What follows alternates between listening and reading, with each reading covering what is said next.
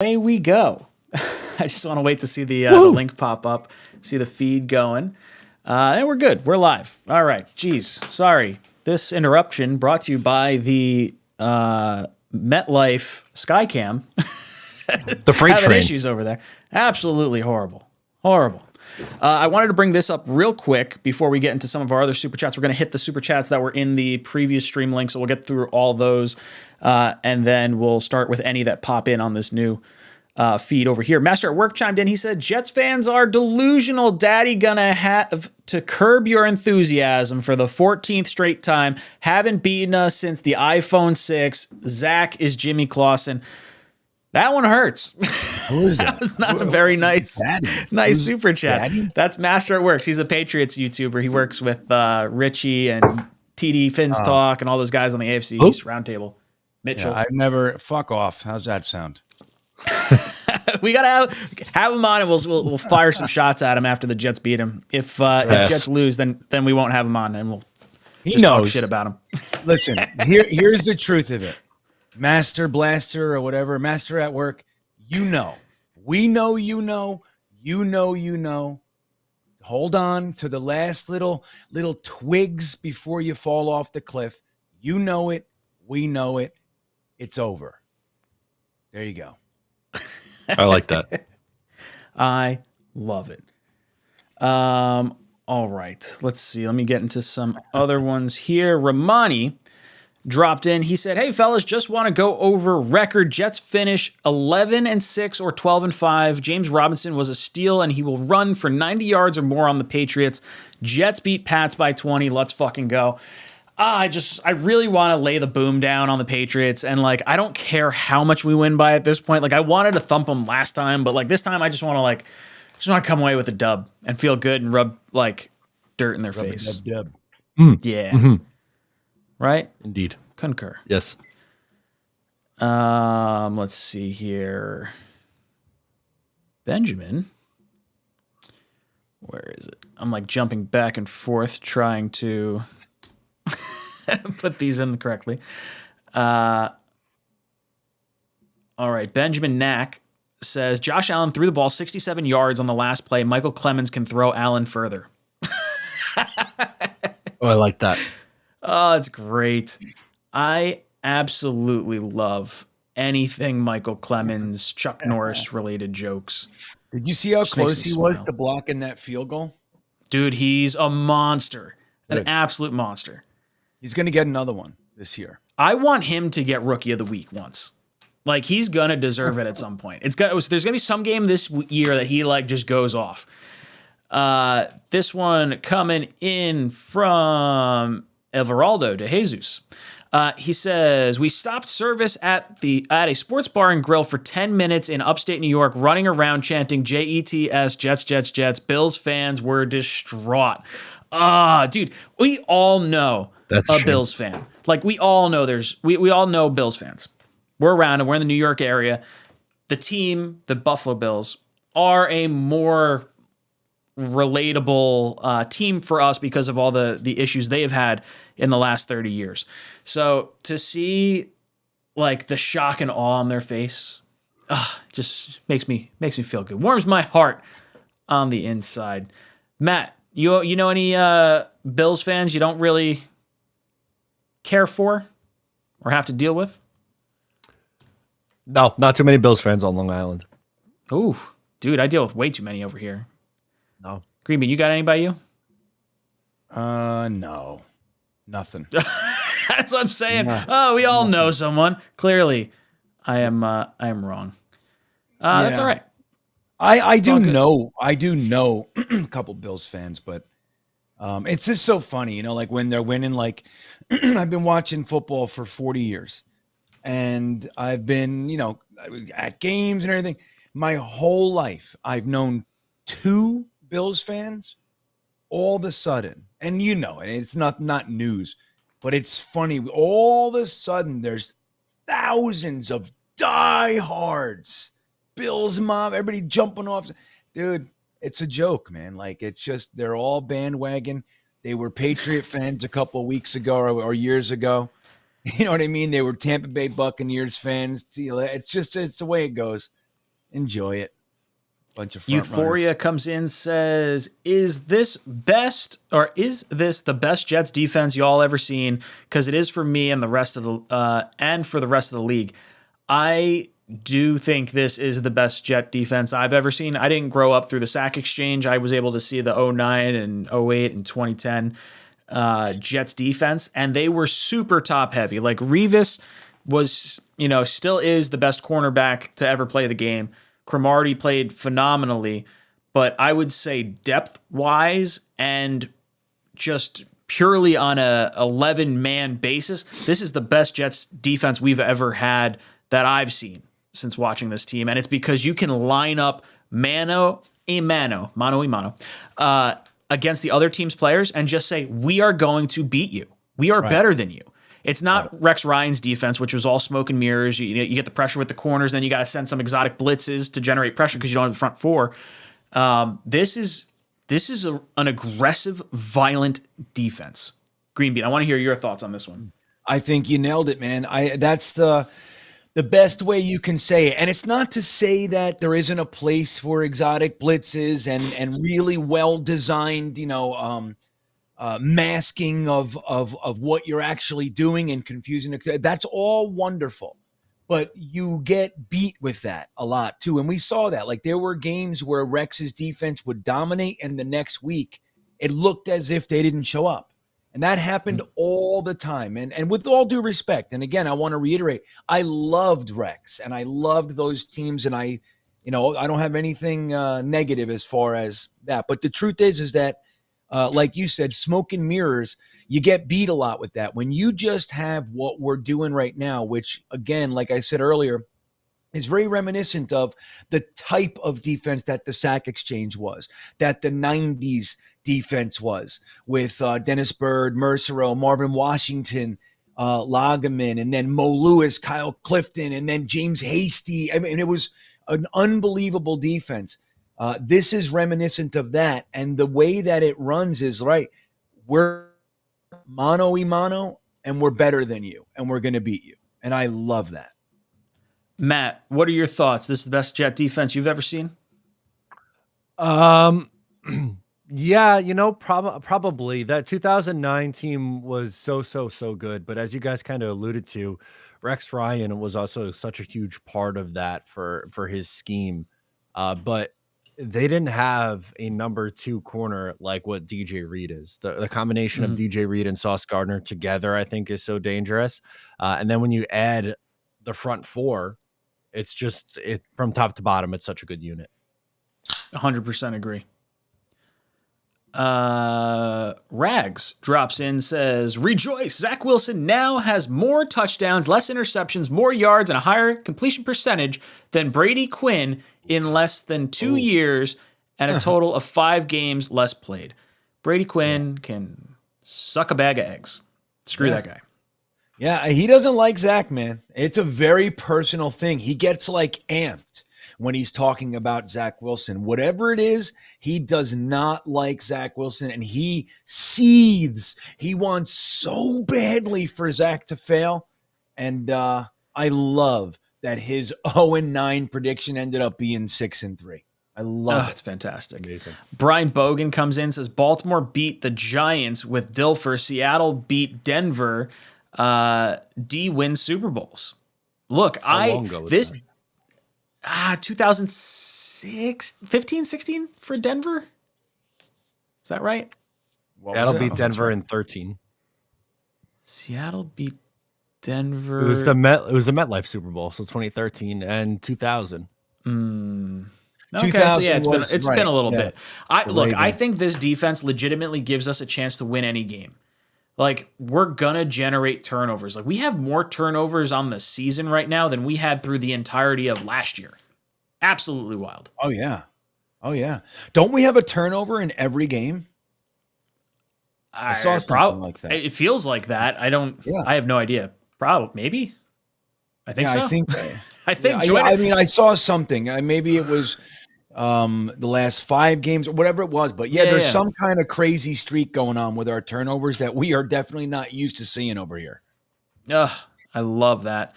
Jaska says Jets are one John Franklin Myers penalty away from being the 1 seed in the AFC. We might be 2 John Franklin Myers penalties away. I mean, we are technically 1 because if he doesn't do that penalty, we are up by 10 on the Patriots.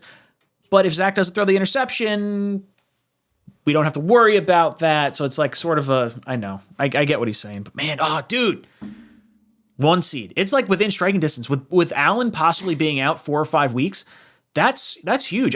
Look, I'll be honest, I don't want to see that happen. 1, because we can only lose 1 game to Buffalo left. And 2, we need Baltimore, the Chargers, the Bengals, the Patriots, and the Dolphins to all lose games. And if the Bills have any games against them, which they do, we kind of need them to win more than we need to win against the Bills. If that sort of ish makes a roundabout sense. But interesting. Jets could be the 1 seed. Imagine if we win the friggin' division. Like, we have the AFC East has the best division in football right now. Matt, can you believe that? No, they're all over 500. Wouldn't have guessed that one. No, not in a million years before the year. Chris KV says only 3 teams have scored 20 points, the most allowed against the Bills: the Chiefs, the Ravens, and the Jets. We are only ones who won. This team is different. This team is different. Like, they don't know that they're supposed to be losing right now. Right. I love it. Travis drops in, says, we're making the playoffs without the coin flip. I love seeing that. I like the coin flip, but I don't want to see the coin flip. Andrew says, thoughts on Joe Douglas and coaches with all the injuries. Joe Douglas's depth that he's drafted and brought in has been incredible, and the coaching staff being able to get that talent to play at the level they currently are is equally as impressive.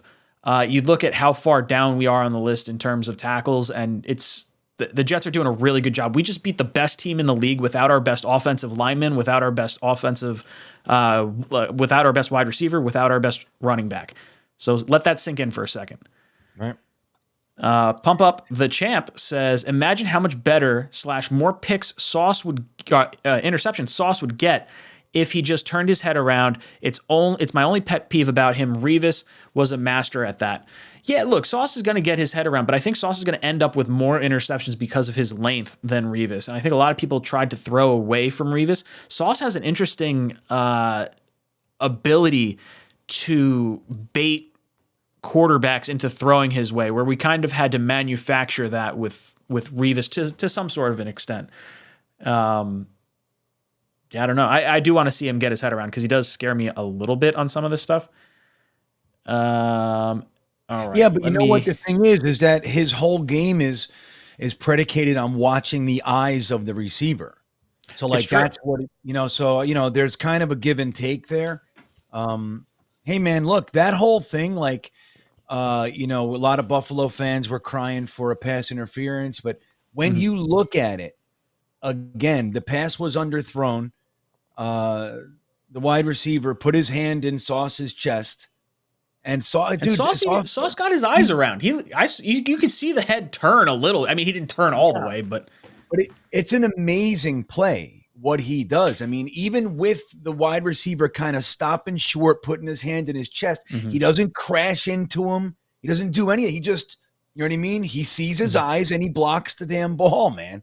It's kind of amazing. Now I'm with it. I want to see his head turning. And I think there was a lot, like a lot of the big plays that Sauce has made, I think could have been called. They could have. They're all right there. But the kid is good, man. He's good. And, dude, he's in his rookie year. 9 games. And this he has the potential of being like – because I have to think he's going to win Defensive Rookie of the Year. I mean, the only other person I think that you can kind of put in this discussion is Tariq Woolen from Seattle. And he's played half the snaps of Sauce. But he also has a ton of interceptions. So I guess there's that sort of aspect. So maybe you want to fluff it up a little bit. But Sauce could have a wild trajectory in terms of cornerback play. Like, the only player that I can think of that was this good right out of the gate is Aaron Donald. Matt, you thinking of anyone that could have been this good right off the bat? No, I didn't think he would be this good. I thought he was going to be a good player when they took him, but I didn't think he'd be this good right away. It's so impressive. He's like a souped up version of Antonio Cromartie with that length. He has such Mhm. rare skill set and rare speed. Like someone that tall and lanky shouldn't move that quickly. The ground he makes up when the ball is in the air is special. I'm so glad we get to watch him on Sundays. Dude, he's an exciting player to watch. And I just saw Jimmy in the chat go, Sauce is one of those wacky waving, inflatable arm flailing tube men out front of car dealerships. That's what he looks like. The guy's an alien. When we went to training camp this summer, I'm standing there, I'm looking at him like, yo, this guy looks like he's from another planet. He doesn't look like a human. His arms are like 7 feet long. It's weird, really weird, but awesome nonetheless. Nicholas says, I know it's not much, but use this for new internet service. Thank you, Nicholas. I've actually had really good internet service for like 2 weeks now. Like it hasn't dropped. This is I mean, we've had drops now way too many times to the point where I've considered getting 2 different internet services just to keep these things running. And it's like driving me bananas. I haven't pulled the trigger on it, but it's like, I got a bone to pick with Optimum. Some guy says, should the Jets give McGovern a contract extension? This is an interesting dynamic here because I don't love McGovern the way I love Mawai or Mangold. No. But I can see he's playing at the very least top 15 center ball. And I think there is value in retaining the center who has a connection right now with your young quarterback. So yes, I would like to see the Jets extend McGovern in some capacity. I would not break the bank for him, and I would be looking to draft a center either way. But I don't know how much I love the idea. Like right now, I think the Jets are going into next season like we're gunning for a Super Bowl. Like that's what like right now is playoffs. Next year is the opening window. Like really, this year is the opening window for Super Bowl. But like next year, that's what your intention is. I don't know if I want to see a rookie or a free agent come in and be the center for this team right now. I don't know. Green Bean, how do you feel about the center position and extending McGovern? Yeah, it's like you said, it's interesting, right? Because I concur. I don't look at Connor McGovern in the same way or hold him into the same level that I would a Mangold, a Mawai, a Joe Fields, a Jim Sweeney, all the guys. But he's good. He's solid, and it all depends on what they want to do. Like if you could get Connor McGovern, for like a mid-level contract, and that enables you to get a home run somewhere else, then you do that. I think you have to factor that into what the overall plan is, but I don't think Connor McGovern is an issue. Now, I know some people love him, he's a top 5 center or whatever. Some people hate him. He sucks. What I see week in, week out is a guy who's been healthy almost the entire time he's been here. And I think the end of last year, 2 weeks or something like that, we lost him. But he's been predominantly healthy, so available, and he's been rock solid, man. And he has had a revolving door of the cast of characters alongside of him. And I think, he's definitely not an issue. And again, if they just want continuity and then they can save some money for the center position or save a draft pick, like not using a first 2 rounds of your draft on a center or something like that. And then you can do that and really plug in a dynamic free safety or a linebacker or whatever it is that they're looking for, a tackle. You know what I mean? Like I look at tackle as maybe a bit more of a concern than I do Connor McGovern, but I'd probably lean toward keeping him if I had the choice. Matt, what about you? You extending McGovern? Yeah, I think so. Like he's very steady. Like you can rely on him. He's not going to be phenomenal. He's not going to stink. He's going to be solid. And I'm assuming next year AVT is going to come back and play guard again, so he'll get AVT next to him. Laken Tomlinson's coming into his own on the left side, so I think you're more than fine if you keep him. And as Green Bean said, I'm more concerned about what the long-term plan is at tackle than I am about center. So bring back something that you know's worked and played well in this system. So here's one for you, and it's one that I've had a few people ask me through my DMs. Was when AVT comes back next year, do you consider playing him at tackle because of how Herbig's playing right now? And then you have Becton and, say Mitchell compete on the right-hand side, and you have Brown back up AVT. To that, I would probably say I would prefer AVT back at right guard and use him as a as like an, oh no, we need to use you as a tackle right now.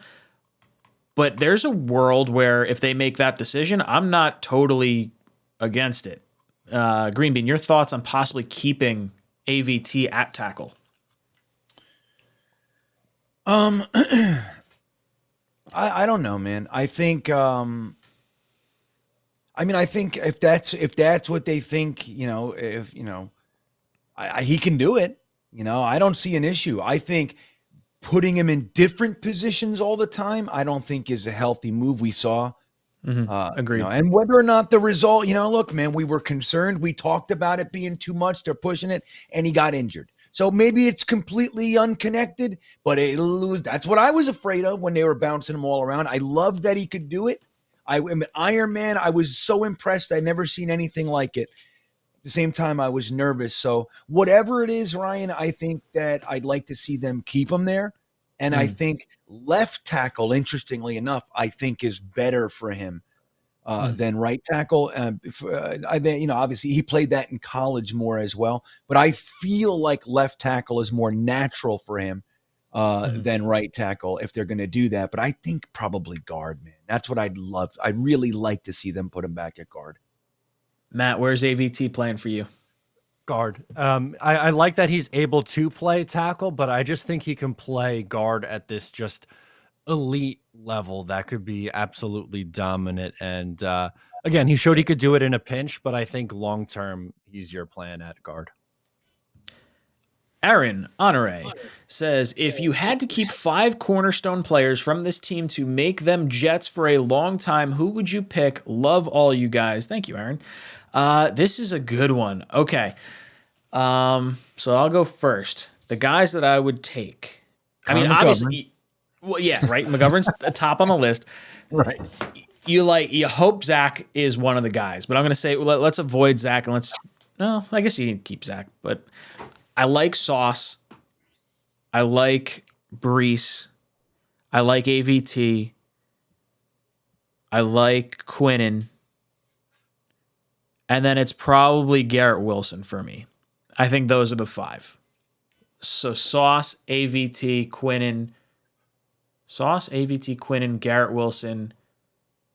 What was my other one? Brees. Ooh, Brees is the one where you kind of get a little hung up. Like, I love what he is, but he is a running back. I don't know. Good. He's so good. Dude, he's so good. Green Bean, where would you go with this? If you had to pick 5 players to be cornerstones. Well, dominant running backs, man. I know we've devalued the position because of the length of time that they can stay, relevant, I think.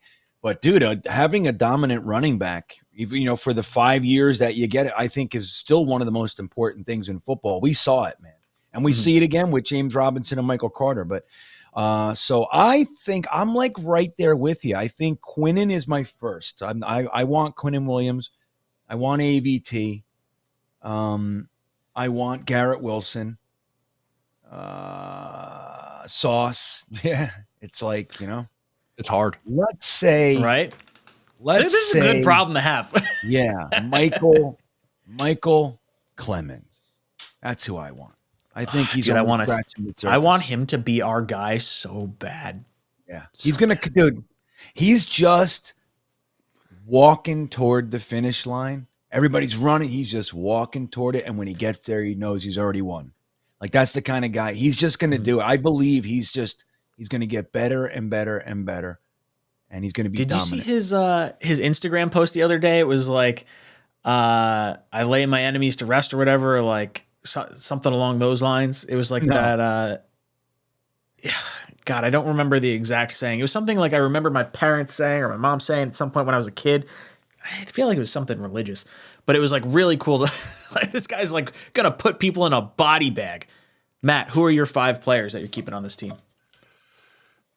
Braden Mann, Greg Zerloin. No. There you go. Right. Yeah, Braden Mann's good. Right. He won us a game. Pirouette. He's got the fucking onside kick. Man, AVT, Quinnen, Sauce, Garrett Wilson, and I guess Brees. I know that's a copycat of Right? Of Ryan's, No, it's but I think that's how I have to. The only other one that I was considering was Reed over Brees, but I think Brees is that much of a difference maker. Yeah, Reed over Brees is an interesting one. I think you could probably, like, if you wanted to go towards an edge rusher, I don't know who you would pick though, because like Lawson hasn't been crazy good. Like the cumulative sum of all of them is better than any one individual player aside from Quinnen, I think.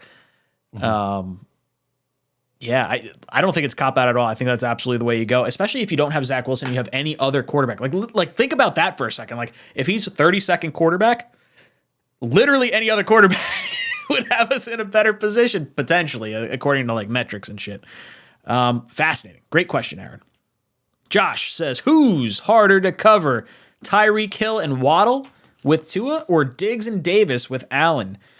I think we match up a lot better with Diggs and Davis with Allen as opposed to Hill and Waddle with Tua. And it's a very weird thing to have to think about because I do think Allen is the better quarterback, but with how fast Waddle and Hill are, that is concerning for me. And I'm worried about the last game of the season. I'm so bad at this. Dude, Josh Allen, 2 years into his career, I was like, dude, this guy's a joke. No way this guy's going to be a good quarterback. He's out the league. Sam Darnold's a better quarterback. I was dead wrong. Tua, same way before the season, dude. I'm like, Tua's not the dude. Like, not afraid of Tua at all. Slinging the rock all over. I'm afraid to say jack shit about Mac Jones right now because, like, I don't want the same thing to happen. So I guess I would say I'm more concerned with Hill and Waddle and Tua than I am with Diggs, Davis, and Allen, especially because we beat them already. So Green Bean, your thoughts? Which one's more dangerous? I think I actually agree with you. I think that we're probably better matched to the Bills, but let me just tell you, man, I'm not afraid of the Dolphins either, man. Like these guys can play, and I think Tyreek Hill's going to remember Quinnen Williams picking him up by his throat and smashing him into the ground. So yeah, there's a lot of, I'm telling you, there's PTSD over there. And it's not the kind where it's like, like us with the Patriots, like we blew the game and we want a revenge game. It's different. What we did to Miami was an old-fashioned ass whooping that's going to make them kind of hesitant. A lot of alligator arms, things like that, I predict. So I'm not afraid of either one. Now, either one can light you the hell up. That's not what I'm saying. But I think with Sauce and DJ Reed and Michael Carter out there, I feel pretty good about both. If I had to pick one, I would say Dolphins, though. Matt, what about you? What's more, or what's harder to cover, Tua, Waddle, Hill, or Allen, Diggs, and Davis? I think it's Hill and Waddle. Allen's the better quarterback, but Hill and Waddle are just so dangerous. I mean, they're both top. Are they both top 5 in yards? They might be. I They're mean, both definitely top Hill's 10. got at least 1,100 yards right now. And Waddle's, wow, what, 800? Dude, it is a high. track meet down there in fucking Miami. It is 812. insane. 812 for Waddle. That's nuts. Yeah, That pisses me off.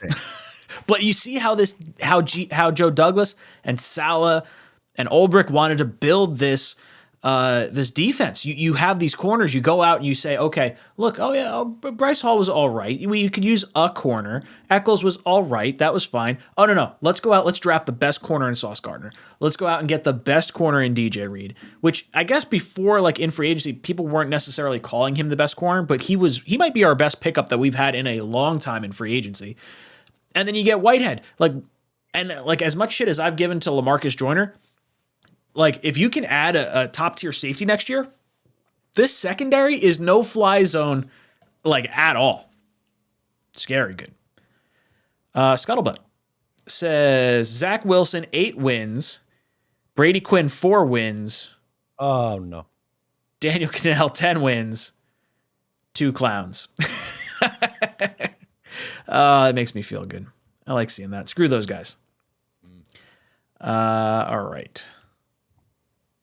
Hate to see it. Everaldo says, do the Texans regret taking Derek Stingley over Sauce? When I saw Stingley was favored to go over Sauce, I was elated. I was so excited because I thought that was the only team that was going to pounce in front of us. Not pounce in front of us. They were already in front of us. I thought that was the only team going to take Sauce, and I wanted him. I wanted a reason to take him. And, like, I hope the Texans regret passing on him because it just makes it oh so sweet. Like the fact that the Jets got who I believe is the best corner, the best wide receiver, the best running back, and a damn good edge rusher in Jermaine Johnson, all on the top of the draft, and none of those guys, although I guess Brees was the first running back taken. But like either way, the top 3 guys might be the best players at their position, and it's fun to watch. Matt, you think they regret taking Stingley? They should, but I don't think they do yet. I think it was a mistake at the time. I understand the appeal of Stingley. It's just a massive, massive, massive risk. And Sauce, I would have taken Sauce. So, yeah, you know what? Fuck it. Yes, they should regret it. 100%. I did Green Bean. talk myself in a circle, but yes. I love it. It's okay. We're here to be in a circle. Green Bean. What do you think?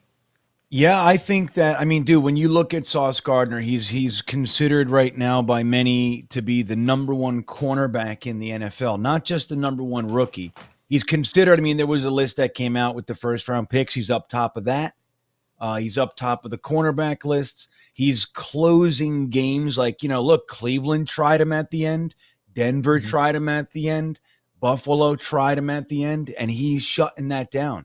I think that there's no way, even though Stingley is doing his own thing, and, his thing is staying healthy, right? Like Stingley's an immensely talented kid, but I think no matter what he's doing down there, I don't think you can even compare the two at this current moment. And I think, yeah, they know. They thought about it, man, believe me. And they know. Yeah, I think so. So we could almost put this in a similar category right now. Not exactly, but with us taking Quinnen Williams over Josh Allen in that one draft, there was a lot of divisiveness going either way for us, and we chose the defensive tackle over the edge rusher, even though we already had defensive tackles on the team, so maybe the edge rusher would have made more sense at the time, but Quinnen Williams right now is bearing fruit. So it's interesting. Hopefully Sauce stays on this trajectory because this is phenomenal where this kid could end up. James comes in and says, Sauce reminds me of a great NCAA track runner, Joseph Boule. Thank you, James, for putting that in there because I can't pronounce words. You heard that last week on the stream, and we had people putting the whatever that is. There it is. Thank you, Matt. Joseph Words. does not start so fast and gives up some space, but closes like a madman when it matters and makes the play at the end. Sauce, because of his size, like this is stuff you can't teach. You can't teach 6'3". You can't teach 70-inch wingspan. You can't teach his speed. Sauce is so big and lanky and so fast. When he has to adjust to a pass in the air, he has the athletic gifts to be able to do it. Darrelle Revis was 5'11", 6 foot or so, was athletically, sound and not a bad athlete, but his technique was fantastic. And I feel like with Sauce, his technique, it's not bad. I don't want to construe that at all, but I think because of his physical gifts, he's able to get away with so much more than Revis was.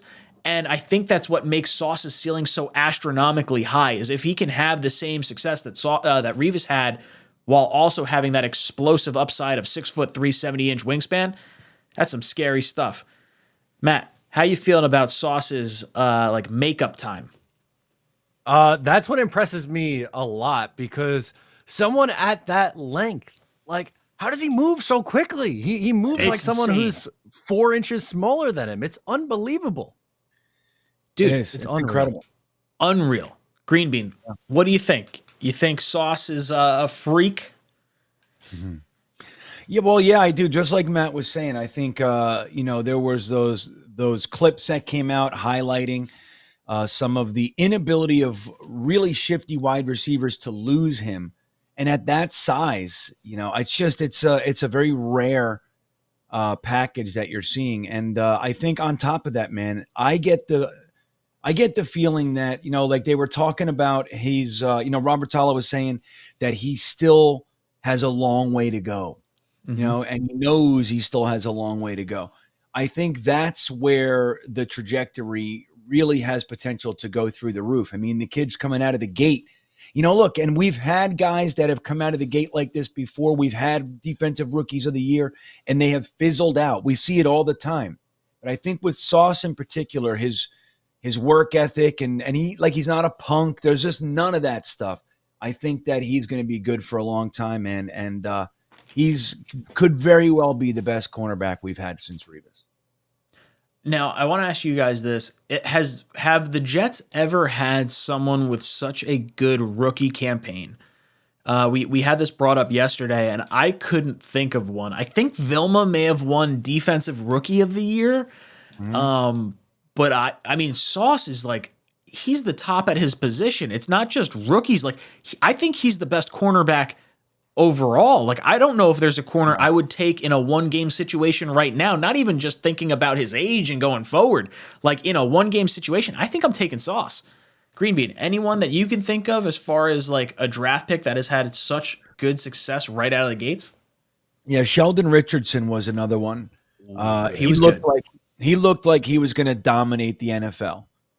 For years and years and years. I mean, he was chasing guys down the sideline from the defensive tackle position.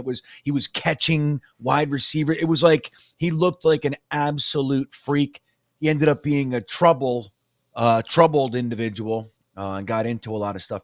So he's one. You mentioned Vilma. Santana Moss had himself a pretty damn good rookie campaign as well after he came back from the injury. It's hard to think of. It's like I'm struggling to come up with. Rob Moore had a really good rookie campaign as well. But yeah, I don't know. I mean, Sauce is way up there, man.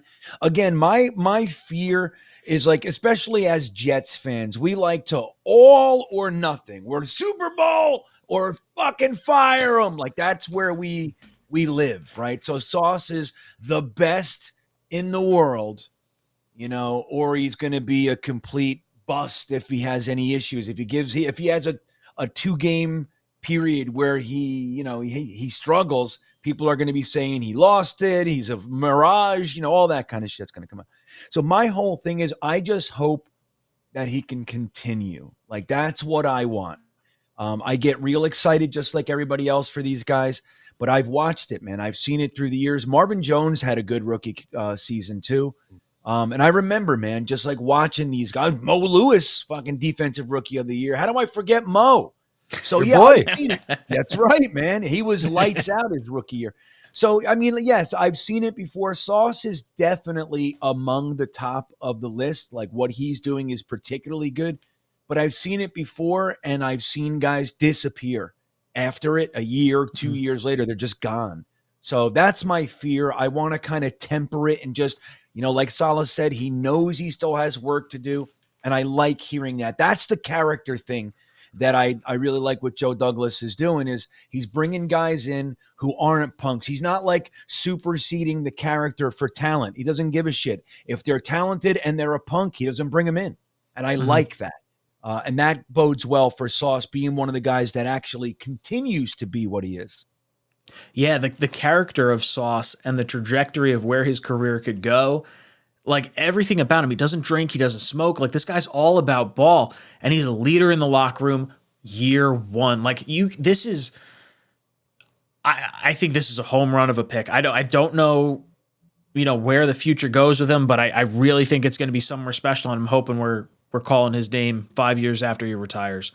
Pump Up the Champ says, are we sending some sort of MSG and being petty? Are we sending some sort of message and being petty to Elijah Moore at this point? The dude still is still a stud. I've seen a handful of plays where he was open. So we had that comment from Zach Wilson. Let me find it real quick. Where he's talking about, yes, here it is. All right, Elijah Moore, Zach Wilson on Elijah Moore's lack of involvement. Quote, that's a tough one. I'd like to get Elijah Moore the ball, but for me, my situation, I'm going through my reads plus everything. That's more of a question for the coaches. Also, the situation in general is tough. I think with time, he's a great player. We're going to try and figure some stuff out and get him the ball. So right now, Elijah Moore has no targets no receptions through the last 3 games. That to me is Mike LaFleur. So you could go one or two routes. You could just say Mike LaFleur's being petty, which is what I think is going on, and I think all 3 of us agreed on that to some sort of an extent at the halftime show this past week. But when I look at the talent in front of Elijah Moore, there's plenty of reason to say, okay, well, Garrett Wilson should get the ball before Moore. And, Michael Carter should be a look.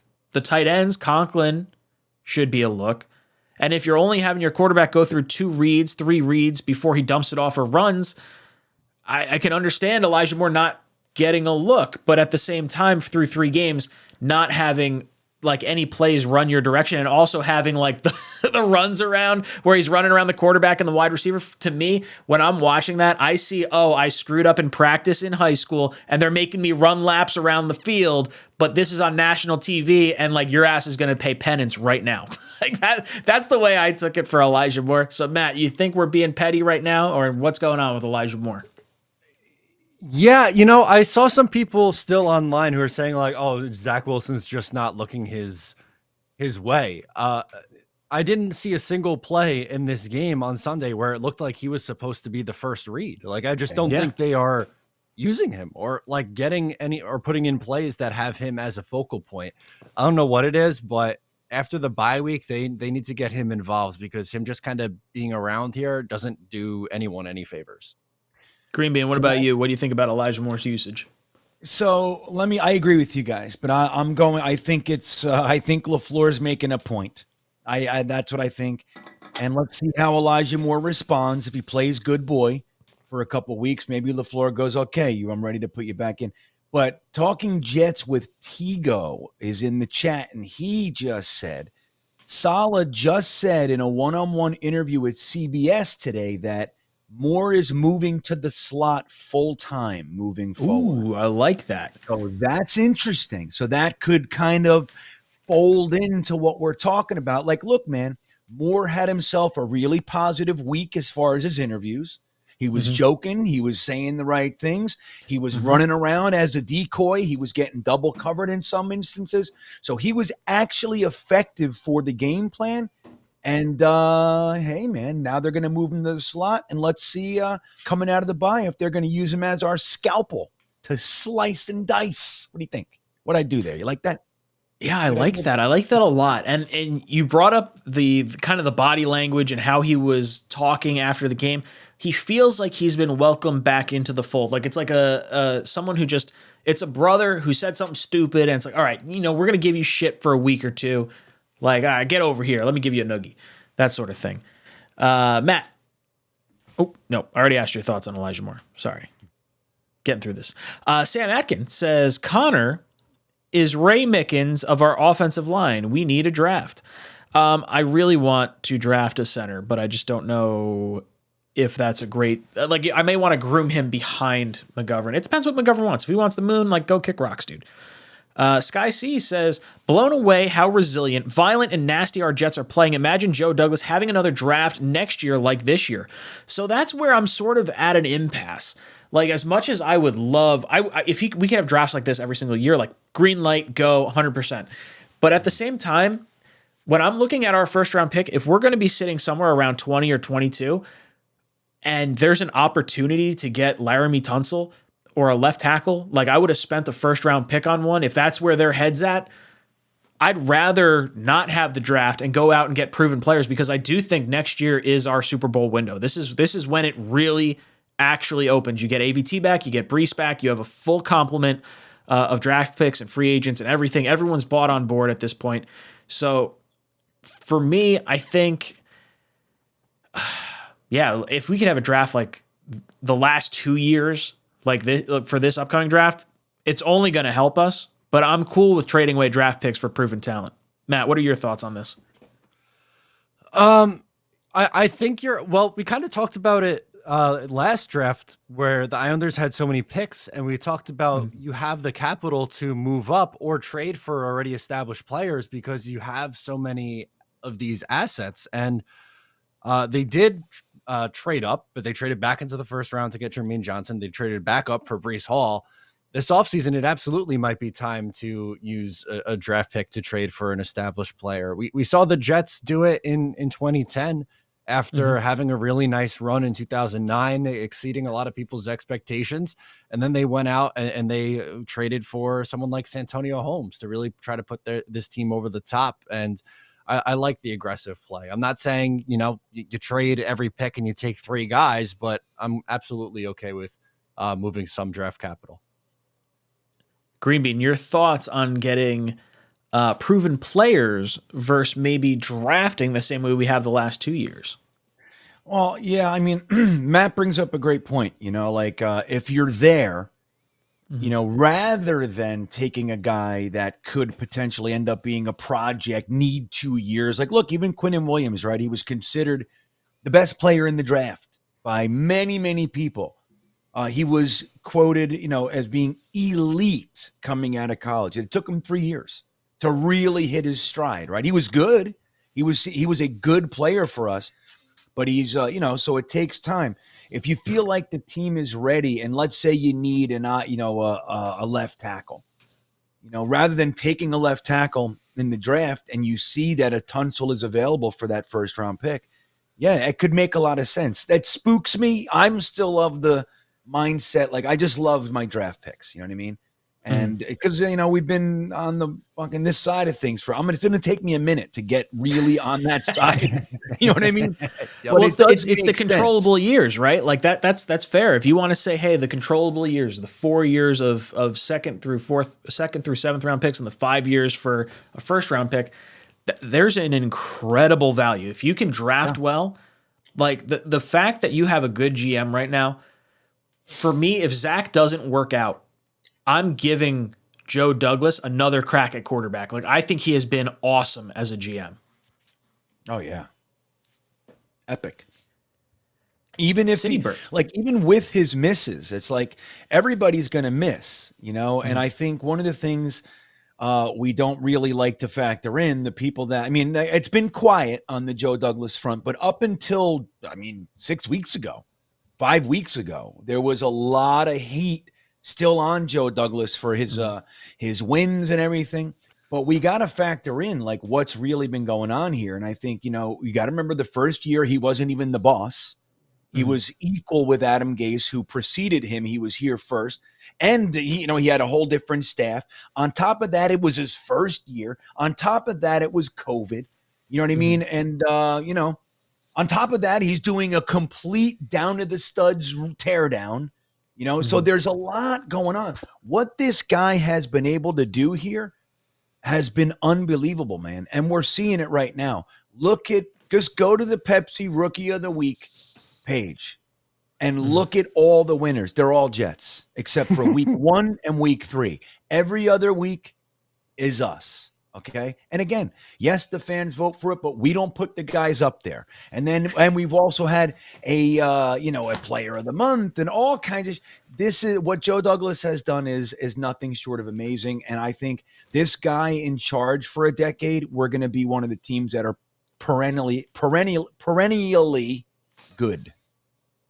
Run a little. Citybert drops in and says, is Tariq Woolen better than Sauce? So the three players that are kind of up for discussion in terms of defensive rookie of the year are going to be Tariq Woolen of Seattle, Sauce Gardner from the Jets, and Jack Jones of the Patriots. Jack Jones and Tariq Woolen provide a much better value in terms of where they were selected and the output that they're getting.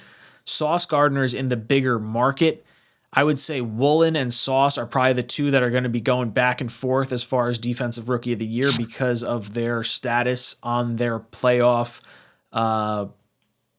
trajectory.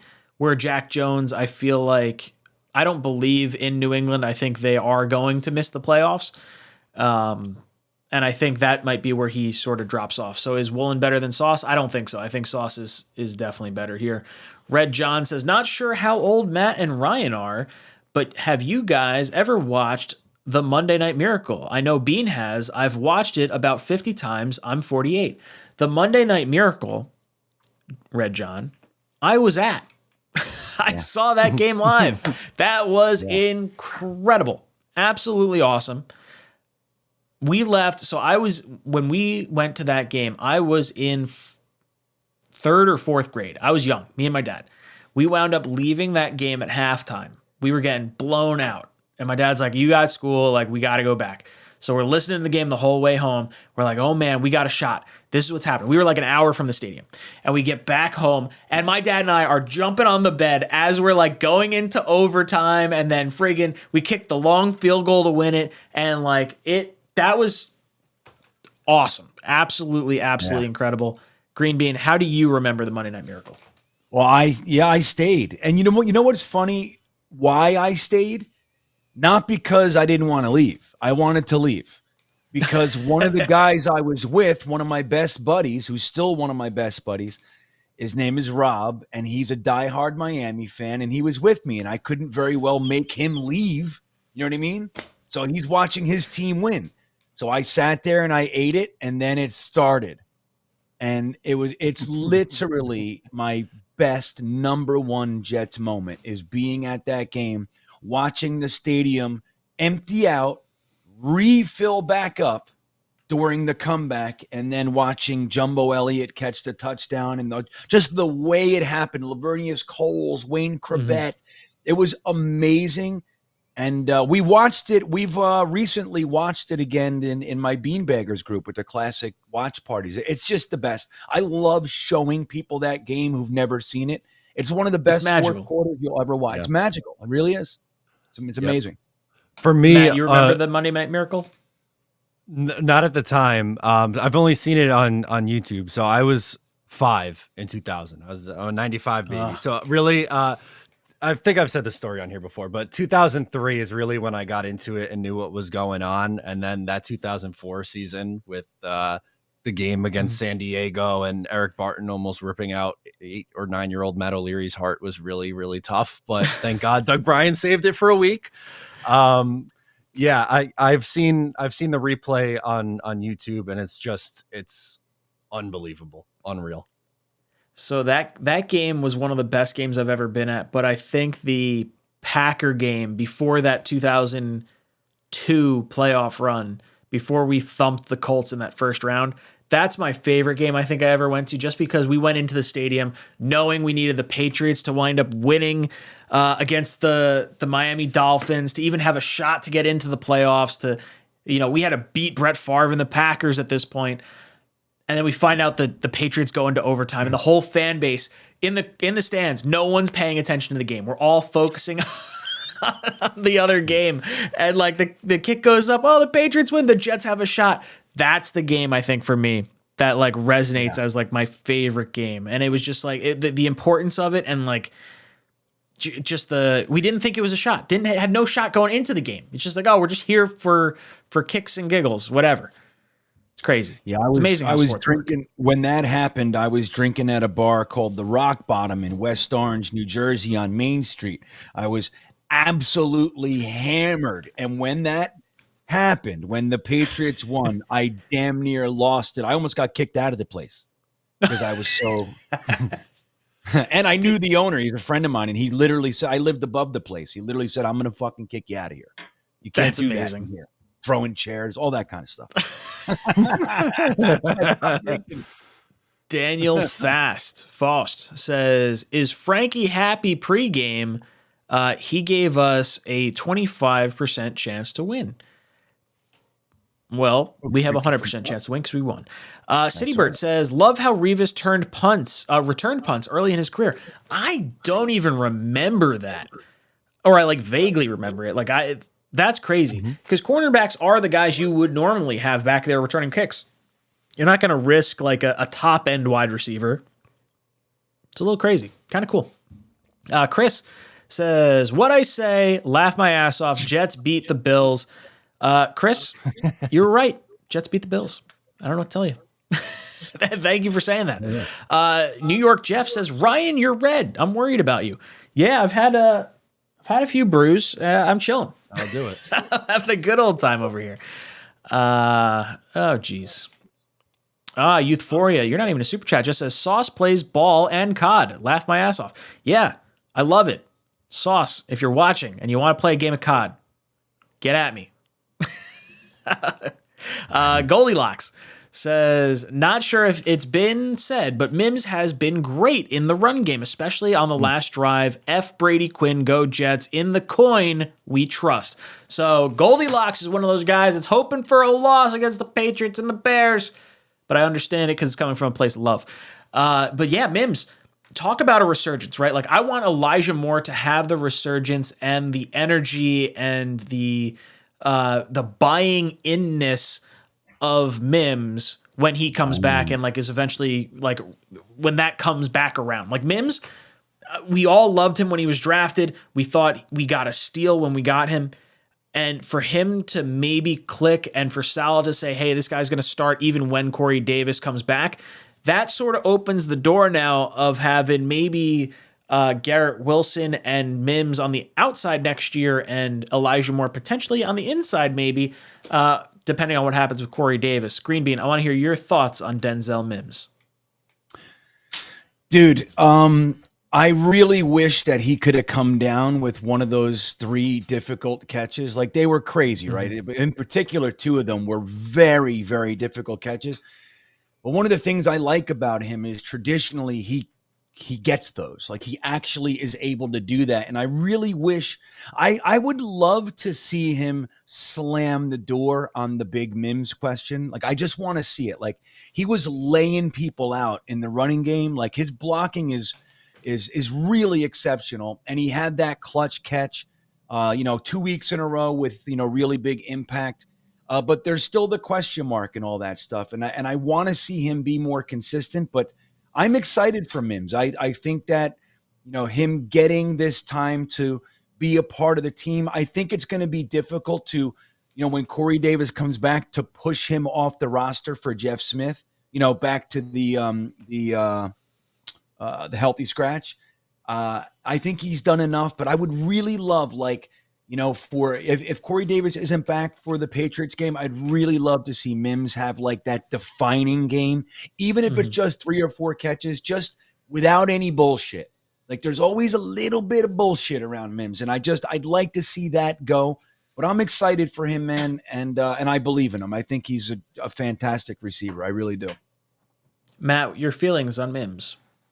I'm happy for him. I really am. I thought he played really well against the Patriots. He was open a few more times and Zach didn't see him or wasn't able to get him the ball. And he blocked his ass off on that. Again, I'm going to go back to that final big drive from the Jets. He was incredible in the run game. And then Zach trusts him and it comes through. It was a beautiful throw and a beautiful catch. And the Jets don't really have anyone who can go up and high point the football like Mims can. For me, it was always a thing if it was going to mentally click for him. And, it's been really good. I'm happy for him. Stifler's mom comes in and says, I think Moore has been in the doghouse. I don't know, just me. Has always been in the doghouse. I don't know, it's just me. Look, I think there's a reason why he probably fell to the second round. And it seems like there were videos that came out, like the Elijah Moore putting his helmet on the ground or throwing his helmet and AVT coming up and saying, hey, brother, we don't do that, like that sort of thing. I think inside there were probably a little bit of rumblings. Like this probably isn't that shocking to them. They see the guy all the time. Where it's a little more jarring from us because we are on the outside of the PR bubble and like our hopes and dreams as a fan base. So it's possible Moore has been in the doghouse, but he was seen like they did target him a lot those first few games. So it's goofy what's going on right now. Chris says we sit at 26 right now. I'm not sure what that means. Draft pick wise? 26. Yeah, it's draft pick. It is. No shit. The only reason I know that is because I saw someone else tweet it like maybe 3 hours ago. And I was thinking in my head, I would have had no idea the Jets were pick 26 unless I just saw this on Twitter right now. Dude, no clue. Yeah, and I love it. I know so little about the NFL draft right now. It's the best feeling in the world. Dude, I was thinking about... That's so funny. It's the truth. I don't even know. People bring it up, and I'm like, I don't give a shit about the draft. Right? Oh, yeah. I have people reach out to me, and they're like, what do you think about the draft? Where do you think the Jets go? And I'm like, dude, I don't care. Like, I'm not there yet. Like, I'll look at it when I look at it. I looked it up the other day. I was on Tankathon because I was looking up how many teams had multiple picks in the first 10 picks because the Texans do. There's a few teams that have multiple first-round picks, but I just assumed because of where we were at with like the first wild card, I just assumed we were right around pick 20 or 22. Being at pick 26 makes it feel a little more real. It's kind of nice. Scuttlebuttle comes in and says, I was there Sunday. Jets have to stop blasting music while Fireman Ed is trying to quiet the crowd before the Jets chant totally ruins the vibe. Right. We got to get this together. Like, they're really off. Number one, they put fucking 3 people on the damn screen at this game. Yes. It makes 0 sense. Okay. Figure it out. It's Fireman Ed. Get Jetman, with all due respect to Jetman and whoever the hell the third guy is. If Fireman Ed's there, you're off. Okay. You're B team. You're second string. Nothing wrong with being second string. I wish I was second string. I'll happily be second string. If Fireman Ed gets sick, I do the chant. I'd love it. Right? Until then, get the hell out of here. Get off the screen. And dude, shut the music off. Like, I'm hearing that a lot. Like this season in particular is even worse than usual. It's almost like there's no connection. There's a complete disregard of the most important thing that the fans do is that unifying Jets chant. Studio's falling apart. I miss what they used to do with the calling of names of the opposing team. They used to call out and be like, number 12 of the New England Patriots, Tom Brady. And then the Jet fans would be like, sucks. Now it's like, and introducing the New England Patriots. Here they all come. And then it's like all of them run out at once. It's like, oh, come on. I just want to yell at people and say sucks after each one of their names. Like, come on. Let the fans get involved. Fire us up. Yeah, I like unifying. Like, I like the fan involvement. You know, it was really cool. Did you see, like, it was on Instagram and Twitter. They pulled off a really good "Let's Go Jets" chant, which is very difficult to do because they have that graphic and it's like, "Let's go Jets," and it's like this. It's like just it doesn't work. It's so stupid, but somehow they figured out. So I love when the fans can do that. Like, I really do sincerely enjoy when the whole entire stadium is doing the same thing at once. And that Jets chant is the one thing that anybody can say, let's go. Let's go Bears. Let's go Chiefs. Like, anybody can do that. The Jets chant is ours. They should prioritize that shit, you know, and make it so it's there's no confusion. 3 guys on the screen. Who is in charge of this? Really? You know, how can that Woody on the horn work? Yeah, what the hell? This is ridiculous. I've been to one Jet game where we had one good solid wave go around the stadium. Like, I wish you could get that. You can't get everyone on the same page. Oh, fuck the wave. The Jet chant? No, fuck the wave. Oh, dude, I love the wave. It's the worst. No, it's the worst. What do you mean it's the worst? It's because you're a baseball fan and you got half a fucking wave. What the hell are you talking about? No. Why don't you like the wave? Matt hates the wave. Wait a minute. I hate the wave. I will die on this hill. The way you are there to watch the baseball, football, whatever event. I don't need to stand up out of my chair. It'll be like, it's the 7th inning. It's like a 2-strike count. And they're like, oh, yeah, let's get up and do the wave and the biggest at bat of the fucking game. Give me a Oh, break. well, okay, well that's just the Mets being stupid. I'm sorry. The wave is cool. I love the wave. Matt was a part of a wave that was very poorly timed, it sounds like. That's exactly what it is.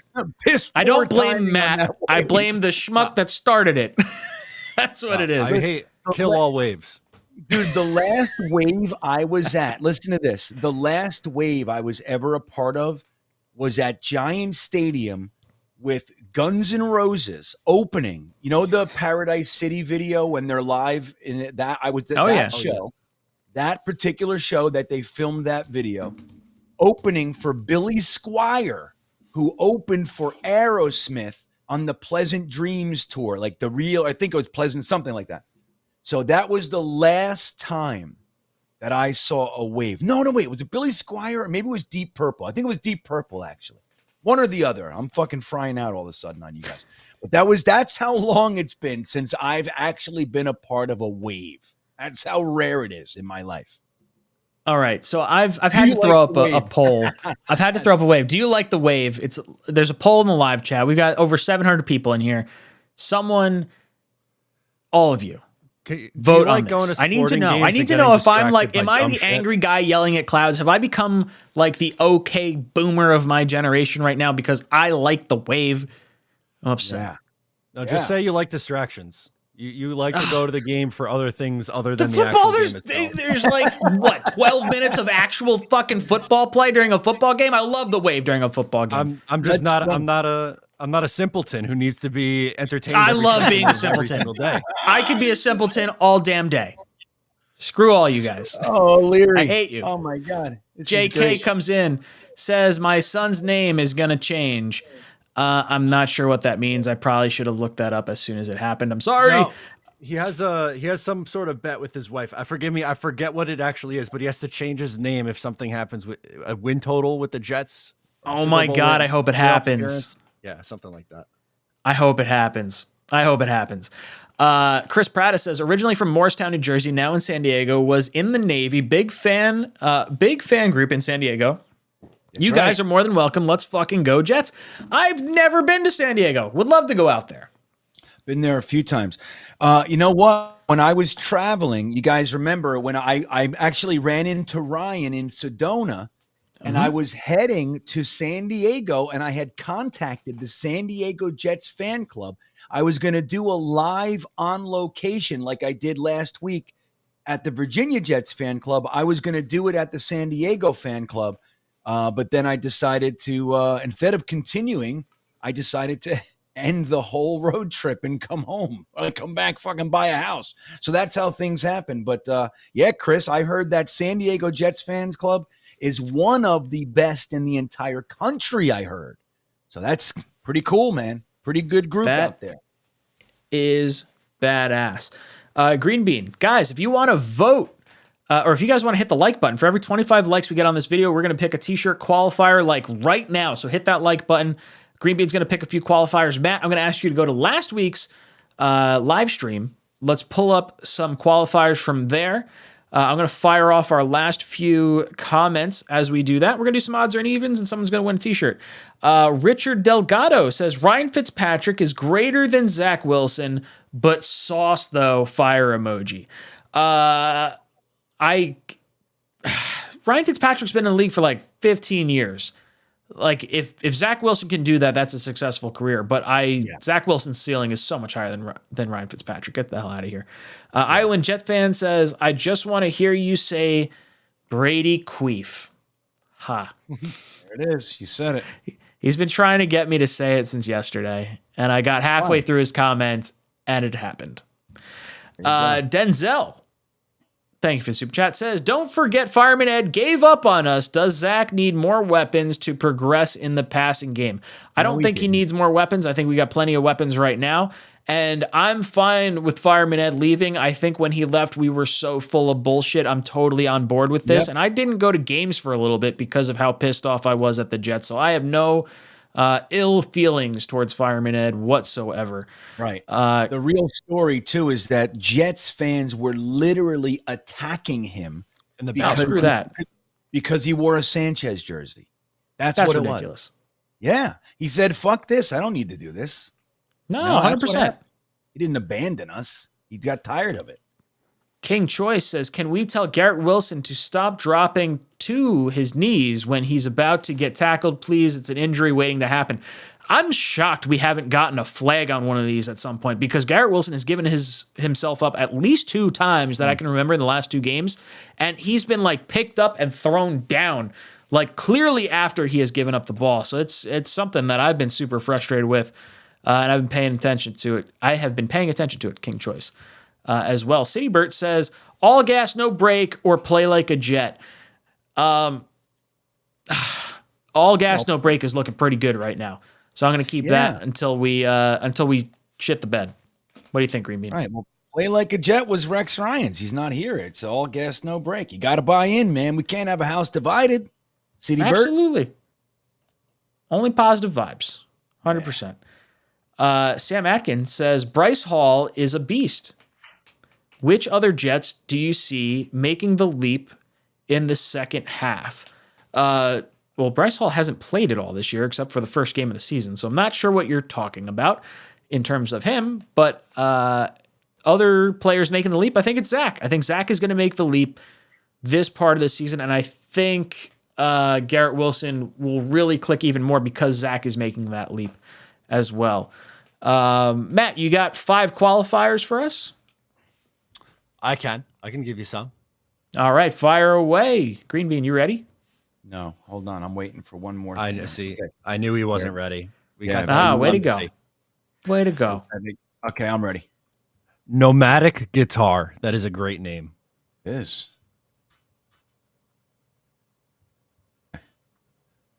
Havana SCP. Okay. We'll do Paul Vella, Vella. Okay. Ian Balding. And we'll do, hang on, I gotta scroll down a little bit more. Hulk Smash Your Mom. Love it. All right, Green Bean, I got a few for you. Let's go Kenneth Duffy. Okay. Big Nader 88. All right.